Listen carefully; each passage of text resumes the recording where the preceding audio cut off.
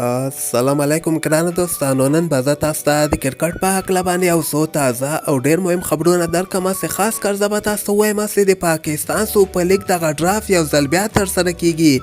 دغه ډرافت به په کوم حساب باندې ترسره کیږي او کله به ترسره کیږي هغه به زه تاسو ته وایم.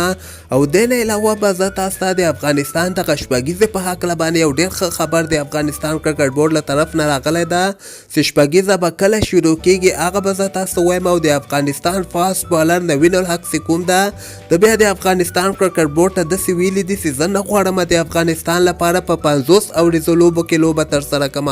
ویډیو تر اخره پورې وګورئ، په هر څه به تاسو پوه شئ. نو راځم اول زه تاسو ته دغه بیگ بیش لیگ په هکله باندې یو خبر درکوم چې نن په بیگ بیش لیگ کې د افغانستان محمد نبی او مجیب زادران دوی ټیم لوبه هم ترسره شوله. دغه لوبه کې د مجیب زادران دوی ټیم اول بیټینګ ترسره کړ. په شل اوورو کې صرف 129 رنز ټارګټ د محمد نبی دوی ټیم ته ورکړی و. دغلته که موږ وګورو نبی په څلور اوورو کې صرف 19 رنز ورکړی و. د مقابل ټیم دوه مهم لوبغاړي آوټ کړي دي او ظهیر خان پښتین بیا څلور اوورو کې 21 رنز ورکړي دي. ظهیر خان پښتین هم دوه لوبغاړي آوټ کړي دي. بل طرف ته د محمد نبی دوی ټیم دغه ټارګټ پوره کړی دی، یعنې ډېر په اسانۍ سره د نبی دوی ټیم 15 اوور کې دغه ټارګټ پوره کړ.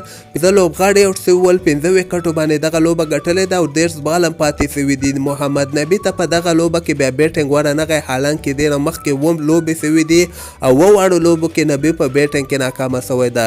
مجیب زادران بالینګ که موږ وګورو مجیب هم ورته ښه بالینګ ترسره کړی و. څلور اوورو کې مجیب صرف 14 رنز ورکړي دي او د مقابل ټیم یو لوبغاړی موټ کړی ده. سبا ته مې یوه لوبه بیگ بیش لیګ کې ترسره کیدونکې وه، د رشید خان دوی ټیم لوبه ترسره کیدونکې وه، خو د کرونا وایرس په وجه باندې دغه لوبه کینسل شوې ده، دغه بل وخت اړولې ده.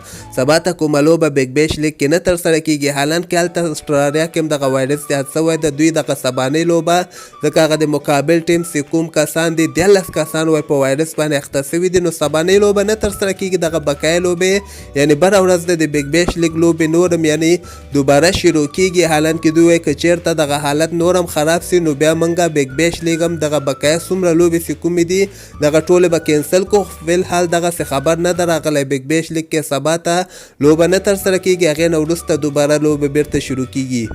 دې نه علاوه به زه تاسو ته د افغانستان شپږیزه په هکله باندې یو خبر درکړم چې د افغانستان کرکټ بورډ له طرف نه نن دغه داخلي لوبو تاریخونه اعلان شوي دي.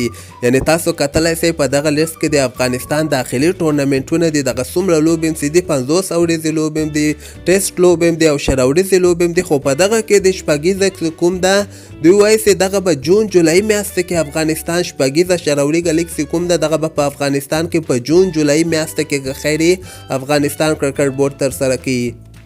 دې نه علاوه به زه تاسو ته د افغانستان نوین الحق په هکله باندې یو خبر درکړم چې نوین الحق خپله نوې مرکه کې دغه خبر ورکړی ده چې زه نه غواړم د افغانستان لپاره په 50 اوریزو لوبو کې لوبه ترسره کړم. نوین الحق د افغانستان کرکټ بورډ ته داسې ویلي دي چې تاسو ما 50 اوریزو لوبو سکواډ کې ما اخلئ، زه صرف غواړم شل اوریزو لوبو کې ولوبېږم. دی خو وایي چې ما ځکه دغسې ورته ویلي دي چې زه غواړم همدغه کال کې شل اوریزه ورلډ کپ په اسټرالیا کې ترسره کیدونکې ده، هغه ته زه ښه تیاریانې ونیسم او زه غواړم شل اوریزو لوبو کې یعنې ډېره تجربه ترلاسه کړم.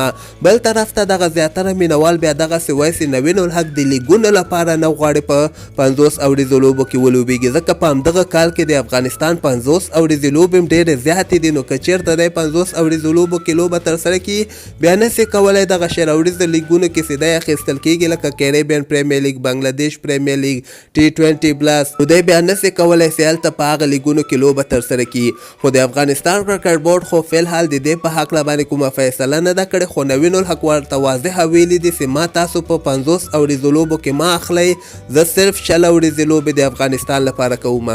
دې نه علاوه به زه تاسو ته دغه پاکستان سوپر لیګ په هکله باندې یو خبر درکړم چې د پاکستان سوپر لیګ دغه ډرافت سبا ته دوباره ترسره کیدونکی ده.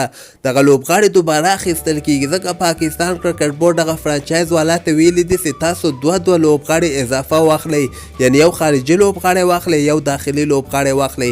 شپږ ټیمونه پاکستان سوپر لیګ کې لوبه ترسره کوي، نو 12 لوبغاړي به اخیستل کیږي او د دغه ډرافت خو حالانکې آنلاین به اخیستل کیږي، دومره غټه سطح باندې نه اخیستل کیږي، صرف 12 لوبغاړي اخیستل کیږي، حالانکه په دغه لیست کې 300 نه زیات لوبغاړي شامل شوي دي چې په دغه لوبغاړو کې زیاتره بیا د ساوث افریقا لوبغاړي یعنی خپل نومونه وړاندې کړي دي، ځکه په همدغه وخت کې هلته ساوث افریقا کې یو شروریزه لیګ ترسره کیدونکی و، هغه وایرس په وجه باندې هغه لیګ کینسل شوی ده، نو دوی خپل نومونه پاکستان سوپر لیګ ته وړاندې کړي دي چې په دغه کې ډیوډ میلر ده، تبریز شمسی ده، کولن انګرام ده، ټیمن مایرز ده، لوک رایټ ده، ویسټ انډیز کارلس بریټ ویټ او د استرالیا بین ډنک دغسې یو نیم لوبغاړي خپل نومونه ورته وړاندې کړي دي، خو صرف 12 لوبغاړي اخلي. وړه سطح باندې به دغه ډرافت سبا ته یا بله ورځ که خیري ترسره کیږي.